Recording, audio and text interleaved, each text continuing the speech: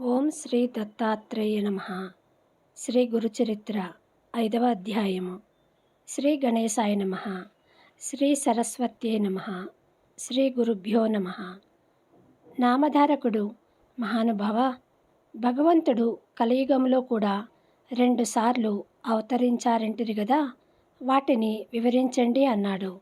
అతని శ్రద్ధాభక్తులకు సంతోషించి సిద్ధుడిలా చెప్పాడు. మంచిది, ఆ కథలు వినడం వలన నీకెంత ప్రయోజనమో అని చెప్పడం వలన నాకు అలాంటి ప్రయోజనమే కలుగుతుంది కనుక చెబుతాను, శ్రద్ధగా విను. ధర్మాన్ని, ధర్మాత్ములను రక్షించి దుష్టుల దౌష్ట్యాన్ని రూపుమాపడానికే భగవంతుడు తన లీల చేత మానవ రూపంలో అవతరిస్తుంటాడు. ఈ కలియుగంలో కూడా అలానే ఇప్పుడు మనం కూర్చున్న గంధర్వపురానికి తూర్పు దిక్కున దూరంగా పవిత్ర గోదావరి సమీపంలో ఉన్న పిఠాపురం అనే అగ్రహారంలో ఆయన అవతరించారు. పిఠాపురంలో అప్పలరాజు శర్మ, సుమతి అనే పుణ్య దంపతులుండేవారు. వారు బ్రాహ్మణులు, ఆపస్తంభ శాఖకు చెందినవారు, దత్తభక్తులు. వారికి ఎందరో పిల్లలు పుట్టారు గాని అందరూ చనిపోగా 2 మాత్రమే బతికారు. వారిలో ఒకడు కుంటివాడు, మరొకడు గుడ్డివాడు. తర్వాత కూడా 2 పిల్లలు పుట్టి చనిపోయారు.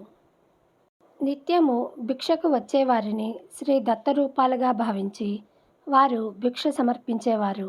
ఒక అమావాస్య నాడు వారింట్లో బ్రాహ్మణులను పిలిచి శ్రాద్ధకర్మ ప్రారంభించారు. అలాంటి రోజున బ్రాహ్మణ భోక్తలు భోజనం చేయకముందు మరెవ్వరూ భోజనం చేయరాదని శాస్త్రము. కానీ ఆనాడు బ్రాహ్మణులకు భోజనం వడ్డించకముందే వారింటికి దండకమండలు ధారి అయిన ఒక సన్యాసి వచ్చి భిక్ష కోరాడు. శ్రాద్ధ కలాపంలో నిమగ్నుడై ఉన్న ఇంటి యజమానికి సంగతి తెలియదు. ఇల్లాలైన సుమతి ఆ వచ్చిన సంయమీంద్రుడు శ్రాద్ధ భోక్త అయిన పరమేశ్వరుడేనని, తమ కులదైవమైన శ్రీ దత్తాత్రేయుడేనని విశ్వసించి ఆయనకు భిక్ష ఇచ్చింది. ఆమె భక్తి విశ్వాసాలకు సంప్రీతుడైన ఆ యతీంద్రుడు యథార్థమైన తన దత్తాత్రేయ స్వరూపంలో దర్శనమిచ్చారు. నామధారక, అప్పటి ఆ స్వామిని చూడటానికి 1000 కనులు చాలవు, వర్ణించడానికి ఎన్ని వేల నాలుకలైనా సరిపోవు. 2 చేతులలో శంఖచక్రాలు, 2 చేతులలో డమరు, త్రిశూలాలు, మిగిలిన 2 చేతులలోనూ జపమాల, కమండలాలు ధరించి 6 బాహువులతో 3 ముఖాలతో స్వామి వెలిగిపోతున్నాడు. వెండి కొండవలే తెల్లని కాంతితో ఆయన మూర్తిభవించిన శుద్ధ సత్వము అన్నట్టు ప్రకాశిస్తున్నాడు. ప్రపంచంలోని దీనులను ఉద్ధరించడానికి 6 చేతులు చాలక అనేకమైన బాహువులే ఆయన శిరస్సు నుండి వచ్చాయా అన్నట్లు ఆయన జటాజూటం నుండి జుట్టు పాయలుగా వ్రేలాడుతున్నది. ఆ తల్లి సుమతీదేవి తన జన్మ సార్థకమయ్యేలా ఆ అమృతమూర్తిని ఒడలెల్లా కళ్ళు చేసుకొని ఆ కన్నులతోనే పానము చేయసాగింది. అప్పుడా కరుణాకరుడు, తల్లి, అచంచలమైన నీ విశ్వాసానికి సంప్రీతుడనయ్యాను. శ్రాద్ధ బ్రాహ్మణులు భోజనము చేయకముందే నేను పరమేశ్వరుడనన్న విశ్వాసంతో భోజనము పెట్టావు. నీ అభీష్టమేమిటో చెప్పు, నేను తప్పక నెరవేర్చగలను అన్నాడు. స్వామి మాటలు అమృతధారలై ఆమె చెవుల ద్వారా శరీరంలోని సర్వధాతులలోకి ప్రవహించాయి. జగన్మోహనమైన శ్రీ దత్తాత్రేయ స్వామి దర్శనంతో ఆమె కన్నులు ఆయన యొక్క అమృత వాక్కులు వినడం వలన ఆమె చెవులు బ్రహ్మవాక్కులైన వేదాలను వినిన ఋషిసత్తముల చెవుల వలె పరమ పావనమయ్యాయి. ఆమె కృతజ్ఞతతో, పరమాత్మ, యోగులను కూడా ముగ్ధులను చేసేలా దర్శనమిచ్చావు. అంతేగాక నా చేతి అన్నము స్వీకరించావు. ఇంతకంటే నాకేమి కావాలి? నేను ధన్యురాలను. ఈనాటి శ్రాద్ధ దేవతలైన మా పితృదేవతలు కూడా ధన్యులయ్యారు. నీవు భక్తుల కోరికలు ఈడేర్చే కల్పవృక్షానివి. నీవు నన్ను తల్లి అని సంబోధించావు కనుక నేను ప్రత్యేకంగా నిన్ను వరమడగవలసిన పని లేదు. నీవిచ్చిన మాటలను నిలుపుకో చాలు అన్నది. భక్తి శ్రద్ధల వలన జాగృతమైన ఆమె బుద్ధి శక్తికి ఆశ్చర్యచకితుడైన శ్రీ దత్తాత్రేయ స్వామి ఇదివరకు ఆత్రి మహర్షి అడిగినట్లే ఈమె కూడా లోకానుగ్రహార్థమైన కోరిక కోరుతున్నది అనుకున్నాడు. ఆయన, అమ్మా, నాతో సమానుడైన పుత్రుడే నీకు జన్మిస్తాడు. కానీ నీవు పుత్ర వ్యామోహంతో అతని మాటను పట్టించుకొనక నీవు చెప్పినట్లే అతడు చేయాలని నిర్బంధించకూడదు. అతడు చెప్పినదే అక్షరాల అమలు జరపాలి అన్నారు. ఆ దర్శనంతో మరింత నిశితమైన బుద్ధిశక్తి కలిగిన ఆమె, స్వామి, నేను మానవ మాతృరాలిని. నాకు పుత్ర వ్యామోహము కలగడం సహజము. అది లేక మాతృవాంఛ పరిపూర్ణమయ్యేదిలా. కనుక పుత్రుడు జన్మించాక సమయానుకూలంగా అట్టి వివేకాన్ని నీవే అనుగ్రహించాలి అని ప్రార్థించింది. ఆమె సమయస్ఫూర్తికి మెచ్చి దత్తస్వామి నవ్వి ఆశీర్వదించి అంతర్హితులయ్యారు. సుమతీదేవి ఆనంద పారవస్యంతో ఇంటిలోనికి వెళ్ళి పితృ శ్రాద్ధాది కార్యకలాపాన్ని కొనసాగిస్తున్న భర్తను ప్రక్కకు పిలిచి, స్వామి, నేనీనాడు ఒక అపరాధము చేశాను. చేసిన అపరాధము చెబితే దోషము పోతుంది. శ్రాద్ధ బ్రాహ్మణులు ఇంతవరకు భోజనము చేయలేదు కదా. కానీ ఇప్పుడే ఒక సన్యాసి వచ్చి భిక్షమడిగాడు. ఆయనే యజ్ఞపతి. శ్రాద్ధ ఫలభోక్త అయిన శ్రీ దత్తాత్రేయ స్వామి అని భావించి భిక్ష ఇచ్చాను. ఆయన సంతోషించి తమ నిజరూపమైన దత్తాత్రేయ స్వామిగా దర్శనమిచ్చారు అని చెబుతుంటే ఆమె శరీరము రోమాంచితమై, కంఠము గద్గదమై, కన్నులు ఆనంద బాష్పాలతో నిండాయి. ఆ మాటలు విన్న రాజశర్మ ఆమె ముఖంలో తాండవిస్తున్న ఆనంద పారవస్యానికి ఆశ్చర్యచకితుడై సంతోషంతో, సాధ్వి, మనము బ్రాహ్మణులకు భోజనము పెట్టి ఆ శ్రాద్ధకర్మను యజ్ఞభోక్త అయిన విష్ణువుకే గదా అర్పిస్తాము. అటువంటప్పుడు నీవు పెట్టిన భిక్ష భగవంతుడే స్వయంగా గ్రహించాడంటే అది మన మహాద్భాగ్యము. అది కేవలము నీ విశ్వాస ఫలమే. నీవు చేసిన ఈ మంచి కార్యము వలన నీవేగాక అందరము కృతార్థులయ్యాము. ఈ శ్రీ దత్తాత్రేయ స్వామి మధ్యాహ్న సమయంలో అనేక రూపాలలో భక్తులను ఉద్ధరించడానికై అతిథి వలె సంచరిస్తుంటాడని విన్నాము. ఆచరణలో జరిగిన లోపము వలన అతిథి ఆకలితో తిరిగిపోతే సాక్షాత్తు ఆ శ్రీహరే తిరిగిపోయినట్లు. నీవు చేసిన పని ఎంతో కళ్యాణకరమైనది అని ప్రశంసించాడు. అప్పుడు ఆ పరమసాధ్వి తనకు స్వామి వరమిచ్చిన సంగతి వివరంగా చెప్పింది. రాజశర్మ ఆనందభరితుడై, కళ్యాణి, నీవు మన వంశానికి, ప్రపంచానికి కూడా మంగళకరమైనదే కోరావు. నేను ధన్యుణ్ణి అని ఆమెను మనసారా అభినందించి మిగిలిన శ్రాద్ధ కలాపాన్ని యథావిధిగా పూర్తి చేశాడు.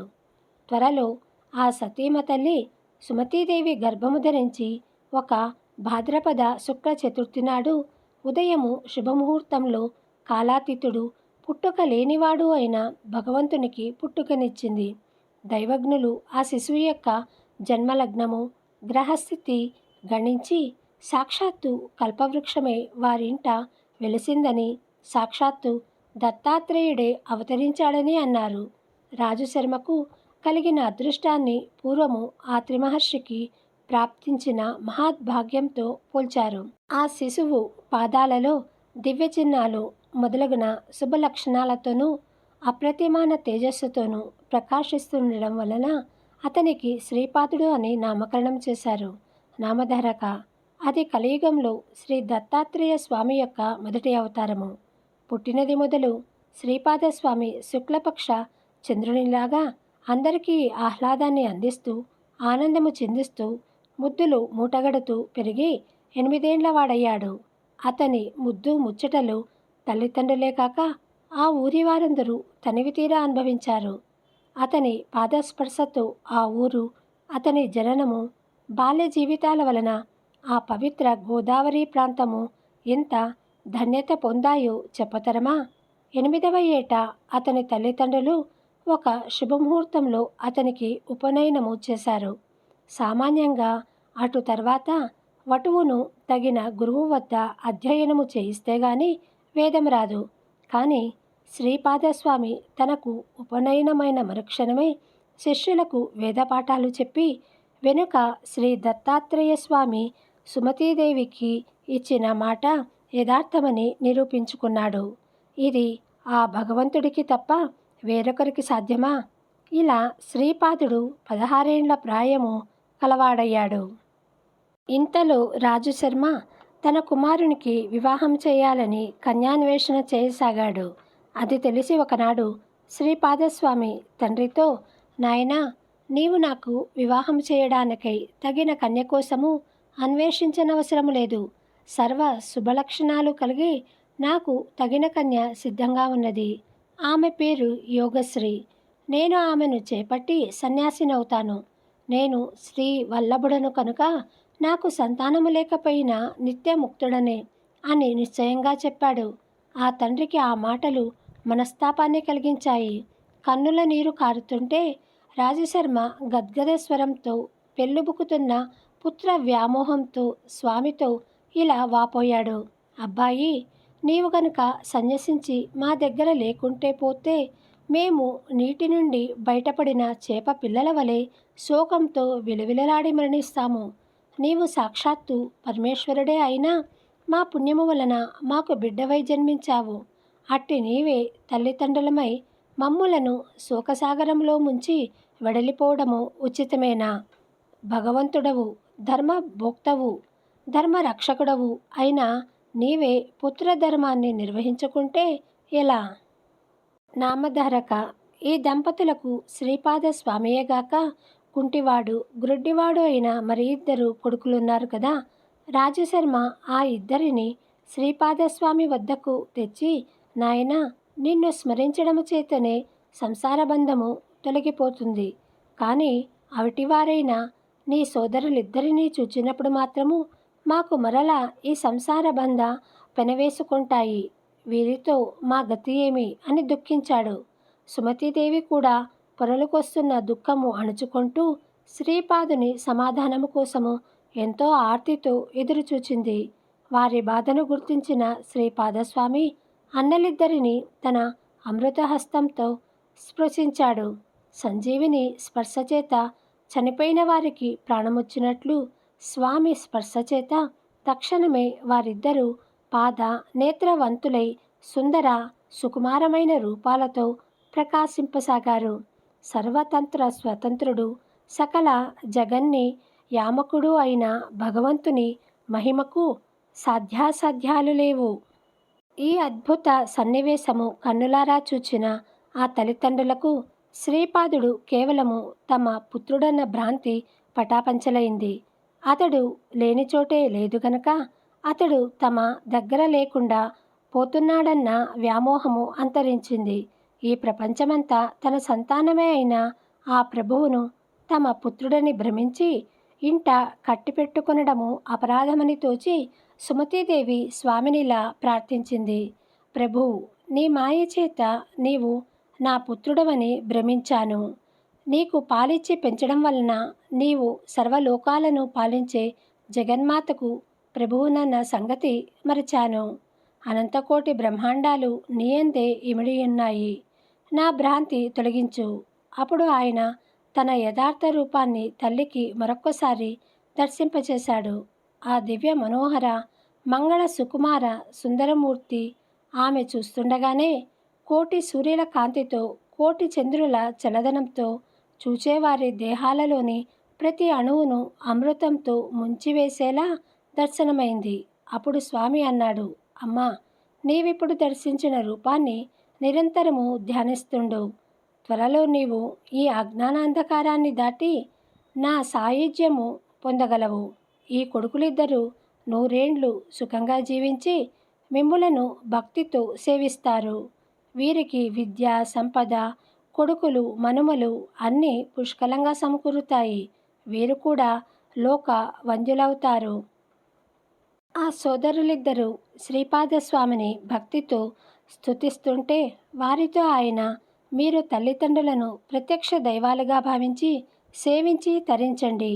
నేను సన్యసించాలి అని చెప్పి తన తల్లిదండ్రులకు ముమ్మారు ప్రదక్షిణం చేసి వారి అనుజ్ఞ తీసుకుని వెంటనే సన్యసించి పాదచారి అయి ద్వారక, కాశీ, బృందావనము మొదలైన క్షేత్రాలు దర్శిస్తూ బదరీ వెళ్ళి అటు తర్వాత గోకర్ణ క్షేత్రానికి చేరాడు. అక్కడ మహాబలేశ్వర లింగ రూపంలో సాక్షాత్తు శంకరుడే నివసిస్తుంటాడు. ఆ లింగాన్ని ప్రతిష్ఠించిన వాడు గణేశ్వరుడు. ఆ క్షేత్రము సజ్జనులకు నెలవు. అందువలననే ఆ క్షేత్రాన్ని సజ్జనులను ఉద్ధరించడానికే శ్రీపాదస్వామి అక్కడికి వెళ్ళారు అని సిద్ధుడు చెప్పారు. శ్రీ దత్తాయ గురువే నమః. శ్రీ శ్రీపాద శ్రీ వల్లభాయ నమః. శ్రీ నృసింహ సరస్వత్యే నమః. 5వ అధ్యాయము సంపూర్ణము.